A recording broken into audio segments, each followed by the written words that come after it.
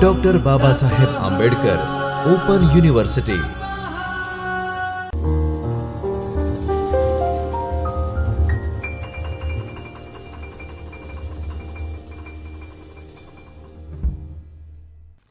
Namaskar. I, Devarshri Modi, welcome you all on our YouTube platform, BAOUGujarat, from the School of Social Science and Humanities, Dr. Babasaheb Ambedkar Open University. Friends, as we are dealing with the third year BA program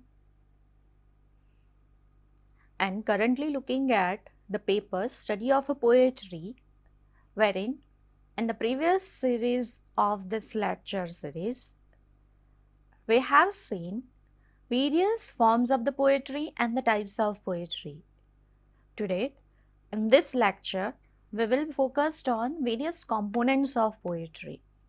It is very important while we're going to learn soon the famous poems composed by the famous authors throughout the history of the literature to understand the components that makes the poem a poem or the poetry. Poetry is an intricate literary form that incorporates rhyme, figurative language, sound devices, and meter. In order to evoke a wide array of meanings, the language of the poetry is not always a straightforward. There are always metrical composition, there are always metaphorical and various other poetic devices employed by the writers. It guides readers to reach a conclusion but never gives out any details explicitly. Such is the beauty of the poetry text that demands a reader's attentive and the creative participation. With the knowledge of the important poetic elements or the components, we can understand the poem's message and appreciate the text more effectively. Friends, in this lecture, we will understand various components of poetry like rhythm, rhyme, stanza, meter, figurative language, speaker and the subject of the poetry. So let us start with a very important component of the poetry, which is rhyme. What is rhyme? We may define rhyme as the sameness of a sound, especially in the ending of the verse lines. For example, may, day, bright, might. Such matching sounds in the lines of the verse creates a melodic pattern. Rhyme is pleasing to the human ear. It is also a mnemonic device that can help people learn and remember things easily. For example, in order to help us remember the number of days in any month, following the rhyme is very useful and important. 30 days had September, April, June and November. All the rest have 31 except February alone. And that has 28 days clear. And 29 a leap year. There are many kinds and the forms of the rhyme that we will going to understand in detail in this lecture. Let us start with the masculine rhyme. What is masculine rhyme? Masculine rhyme consists of a single stressed syllable that bears the rhyme. For example, a feminine rhyme. A feminine rhyme is a consist of stressed syllables followed by an unstressed syllable with the latter bearing the rhyming sounds.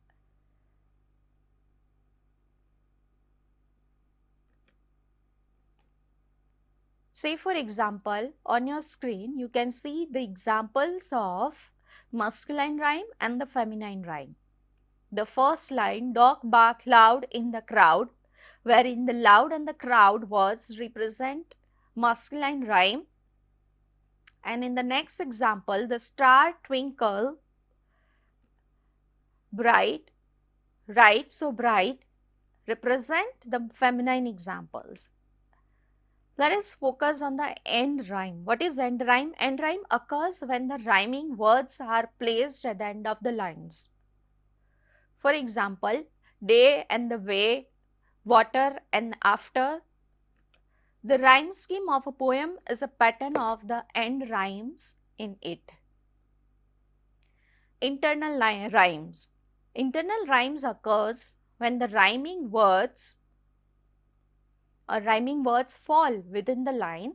For example, Jack and Jill, the poem that we have learned so far, has a Jill and the hill, down and the crown as representative of internal rhymes.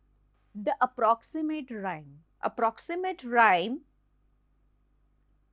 is also known as the slant rhyme, is the use of the sound that are similar but not identical. For example, the pair of the pro and the glow. In any of the metrical composition, any of the poem represents approximate rhyme. The I rhyme. I rhymes appeal to the eyes, not the ear. They are words that are spelled similarly but pronounced differently. So these are the famous rhyme schemes that we have discussed, and we will now move forward to discuss the rhythm, how the rhythm is being created in the poetry. In order to create the rhythm in the poetry, poets use various stanza forms and the meter to generate the rhythmic effect. So today we are going to understand the various stanza forms and meters. Let us pay attention to the meter first, and then we are going to see in detail the stanzas. There are 9 number of stanzas that are being used by the poets in order to generate the poetic or the rhythmic effect in the poetry, and there are various meters that we are going to see very soon in this lecture to understand how the metrical effect created in the poetry makes poetry more appealing. Meter is a pattern of the stress in the line of the verse or in the poem. Either stressed or the unstressed metrical foot is the combination of the strong and associated words which have stress or the unstressed patterns. Let us focus on some of the metrical fits. Friends, here in these two slides are very important to understand the meter in the poems. Let us understand how any of the stanza can have metrical composition. For that matter, first we are going to read the first example that is being presented over here. The curfew tolls the knell of the parting day. So this line is iambic pentameter. Now the question for us over here is, how do we come to this conclusion that this line is of iambic pentameter? In order to understand that any of the metrical composition or the line of the poetry has this particular meter and this particular composition, we need to have the understanding of these two basic things that are feet and metrical lines. So first let us focus on the fits. Iamb. Iamb is also known as iambic meter, which has unstressed and stressed pattern. Anapest has unstressed, unstressed and stressed patterns of the meter. Troiky is stressed, unstressed syllables together make the trochee metrical composition. Dactyl, stress, unstressed and unstressed syllables together make a foot dactyl composition. And spongy is also known as spongy, stressed and stressed syllables together in one foot make this spondic metrical composition. Along with this, it's very important that we pay attention to the metrical lines. Monometer has a 1 foot, diameter has 2 foot, trimeter has 3 feet, tetrameter has 4 feet, pentameter has 5 feet, hexameter has 6 feet, heptameter has 7 feet, and octameter has 8 feet. In order to better understand this entire metrical divisions in the categories, let us focus on these examples first. The curfew tolls the knell of a parting day. The entire line is of a iambic pentameter. Friends, few minutes back we have focused on iambic composition. What is iamb? Iamb represent unstressed and stressed syllables. So the first foot of this entire first example, the curfew, wherein we find unstressed, stressed syllables together. The same is with the second, third, fourth and the fifth fits together. So there are 5 fits, which means pentameter. Penta stands for 5 feet. And unstressed and stressed rhyme schemes represents iambic. So unstressed and stressed syllables together represent iamb. That is why the first example is iambic pentameter. Let's focus on the second example in order to understand in a better manner. Break, break, break. This one is a famous example of the poetry composed by Browning. And here we find that there are 2 feet. There are 2 feet in this entire second example. So the entire line of the poetry can be divided into 2 feet. And the first syllable, the first fit has stressed and stressed syllable together. Break, break, break. That's why the second example is of spondic diameter. And the third one is I wandered lonely as a cloud, a famous poem by Wordsworth. Friends, here this example is for you. You're all going to comment in the comment section which metrical composition you find over here in this particular example. Let us move forward to the stanza forms. Stanza is a group of lines that form a unit in a verse. Stanza in a poem is similar to a paragraph in a prose. Each stanza deals with a fresh turn of the thought. Various types of stanzas are differentiated by the number of lines in them, the number of feet in each line, or by metrical pattern. Some of the most well-known stanza forms are listed over here on the screen. So let us pay attention to them. In each of them, we are going to understand the number of the lines that occurs in each of these stanzas in order to get better understanding of the stanza forms. The first that we find is a couplet. The heroic couplet or the couplet is of a 2 iambic pentameter lines that rhyme together. It is called heroic as a couplet, whether rhyme or not, was used extensively in the heroic literature. Say for example, The Rape of the Lock by the Alexander Pope. The tercet, the second one is the tercet stanza form. is the stanza of 3 lines. The terza rhyme is the series of interlocking tercets with the rhyme scheme of ABA, BCB and CDE. This measure was adopted by Dante in his Divine Comedy. How can we forget the example of the Ode to the West Wind, which has a 3-line stanza form? A quatrain. Quatrain is a 4 lines together makes a quatrain stanza form. Gray's Elegy written in a country is a famous example of the quatrain stanza form.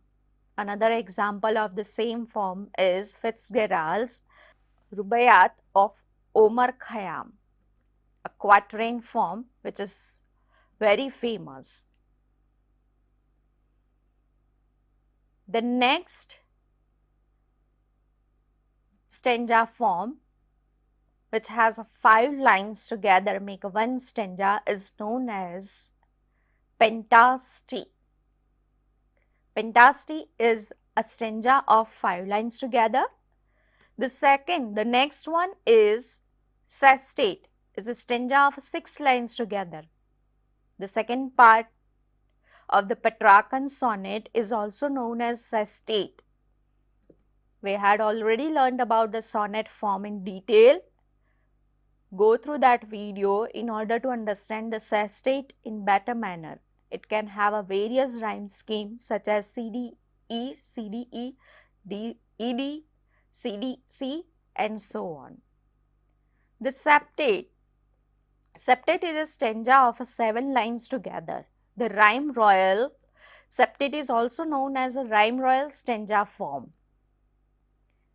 It is so named after the King James, the stanza form of 7 lines of iambic pentameter with the rhyme of England. It is also known as the Chaucerian stanza, since it was the Chaucer who popularized this very stanza form. The famous example by the Chaucer, the famous example of Troilus and Cressida written by the Chaucer is the example of septate. Octastic is the stanza of 8 lines together. The Ottawa rhyme is an 8-line iambic pentameter stanza rhyming ABA, BAB and CC. This stanza is of Italian origin and was originally used for long poems dealing with the heroic subjects. One of the earliest poets who used this was Boccaccio. So friends, so far we have discussed the stanza form. Now we are going to understand the figurative languages that are also being used in the poetry form to make the poems more appealing. The figurative language is the devices or the poetic devices that has significantly made the poetry beautiful and metrical. There are various examples of the figures that we keep using in the poems, like imagery, simile, metaphor, alliteration, onomatopoeia, and various other figures that make the poetry composition more appealing. And dealing with the last component of the poetry, let us focus more on subject and the speaker. Represent the various subject matters dealt by the speakers or the poets in the poetry. Different poetic forms have a different themes or the contents. The poem is about a certain subject. Sonnet, for instance, is often used to discuss the separation, the love, the admiration for the one's lover, while the theme of the sonnets cover worship of God, enlightenment and the salvation. The elegies are also written to mourn on the death of the near ones. and then so on. The various other forms of the poetry represent various subject matter. The speaker in the poems are often first speaker or the third person.